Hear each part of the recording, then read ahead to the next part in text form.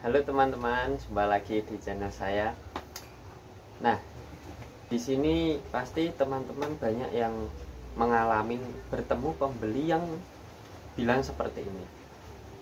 Kok bibit pedaging itu mahal ya? Padahal kalau kita jual kiloan, kita jual daging itu per kilo cuma laku 35 sampai 40 ribu. Itu pun hanya orang-orang tertentu yang mau membeli 1 kilo 40 ribu untuk timbangan hidup.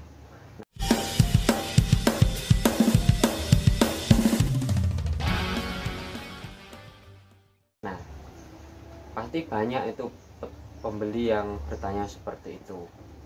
Nah, jadi untuk teman-teman peternak, jika menghadapi pembeli yang seperti itu, nggak usah panik atau bingung untuk menjawabnya ya. Kita jawab begini aja. Kalau kita membeli bibit pedaging itu ya, kita ibaratkan kita membeli sebuah mesin.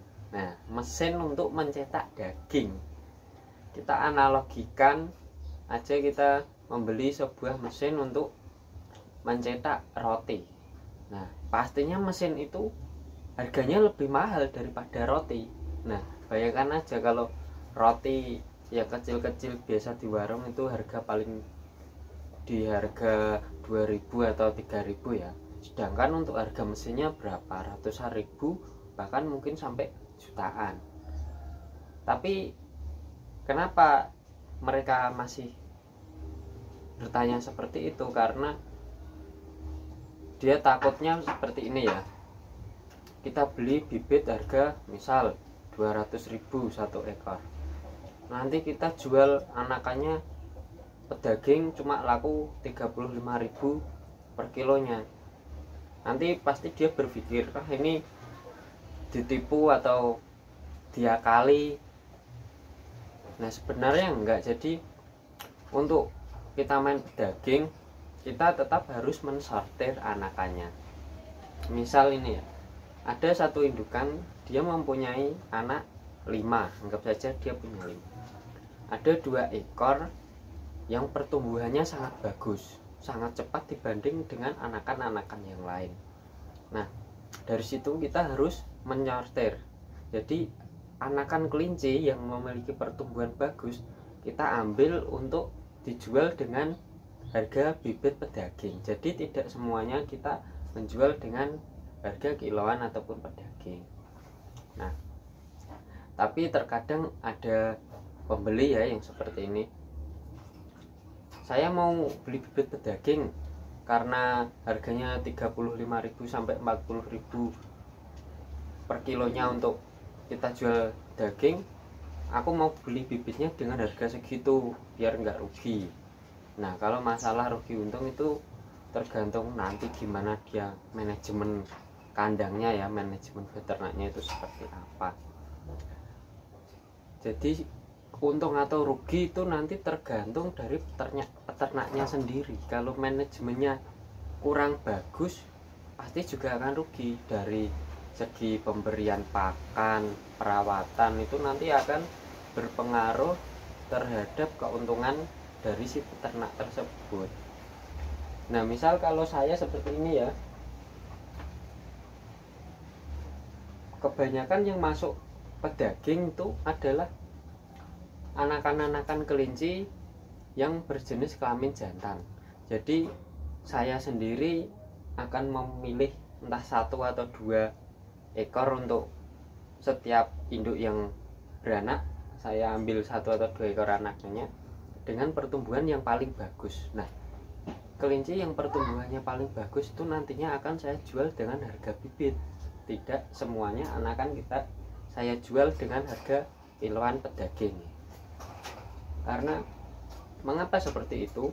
Bisa juga nanti ada orang yang mau membeli, kita juga harus memberi kualitas yang bagus untuk dijadikan bibit-bibit pedaging ataupun indukan kelinci pedaging. Jika tidak ada yang mencari untuk bibit pedaging, kita bisa menggunakan untuk bibit yang kita sortir tadi, kita gunakan untuk meregenerasi atau peremajaan induk-induk pedaging yang mungkin umurnya sudah tua atau sudah afkir ya. Kalau di kandang saya sendiri, untuk kelinci akhir tidak ada patokannya. Intinya jika kelinci itu produksinya masih bagus, masih stabil, dia akan tetap saya gunakan sebagai indukan. Namun jika indukan tersebut produktivitasnya sudah mulai menurun, nah itu akan saya masukkan ke dalam akhir ya, akhir atau biasa saya jual kiloan.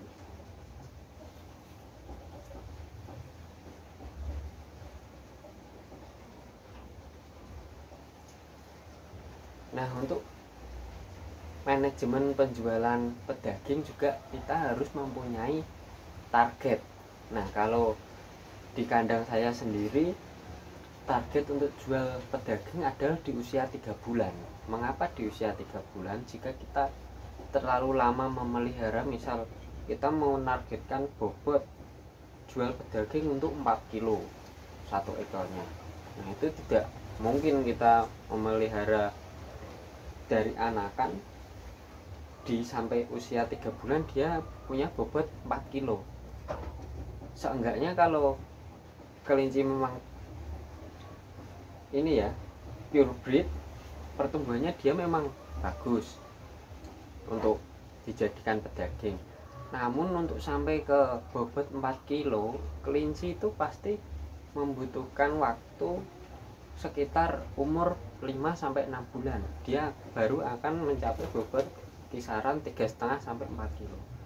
Nah, kenapa saya mempunyai target untuk jual pedaging di usia 3 bulan? Karena jika lebih dari 3 bulan, untuk pemberian pakan kita pasti akan lebih banyak, dan itu akan menambah anggaran pengeluaran untuk membeli pakan. Jadi di kandang saya sendiri untuk pedaging maksimal itu umur 100 hari harus memenuhi bobot minimal 2,2 kilo. Nah, jika sudah mencapai bobot 2,2 kilo dengan perhitungan pakan yang sesuai, kita jual kiloan pun kita masih mendapatkan keuntungan, tidak akan mengalami kerugian. Nah, seperti itu. Jadi semua pemberian pakan juga harus kita hitung, kita kalkulasi ya. Biasanya kalau kelinci mulai makan pelet itu kan setelah berusia kurang lebih 20-25 hari dia udah belajar makan pelet ya. Namun anakan kelinci tersebut kan lebih banyak ini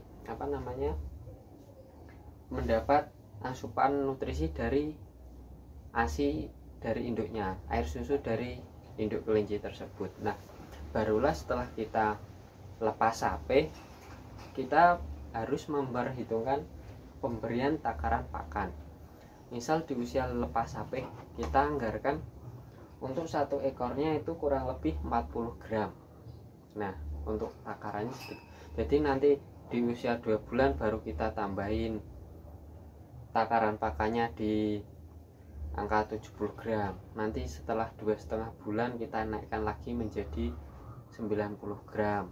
Nanti di usia 3 bulan baru kita pemberian pakan sebanyak 100 gram atau 1 on. Jadi kita enggak boleh serta-merta pemberian pakan asal tuang.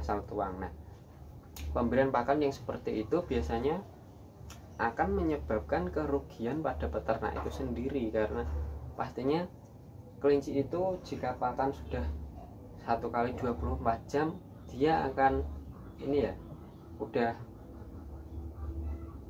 nggak renyah lagi. Jadi kelinci nggak akan mau makan pelet yang kita berikan setelah 1 kali 24 jam. Jadi untuk pemberian pakan saya biasanya menggunakan cara seperti ini ya. Misal saya memberi pakan jam 8 malam, saya kasih 1 on. Jika besoknya lagi sampai jam 8 malam peletnya masih sisa banyak, nah berarti pemberian pakan saya terlalu banyak. Jadi untuk saat malam itu juga pakan saya ganti, tapi pemberian pakannya saya kurangi. Mungkin dari 100 gram atau 1 on saya kurangi menjadi 80 gram atau 90 gram. Nah, mungkin itu sedikit penjelasan dari manajemen kelinci pedaging di kandang saya. Barangkali ada teman-teman yang mau memberi masukan atau saran, bisa juga ditulis di ini ya, di kolom komentar di bawah ini. Silahkan buat teman-teman yang mau bertanya lewat kolom komentar. Tapi jangan lupa teman-teman harus tekan tombol subscribe, like, dan berikan komentar terbaik atau dengan pertanyaan ataupun saran yang membangun untuk manajemen kandang saya. Sekian, terima kasih. Assalamualaikum warahmatullahi wabarakatuh.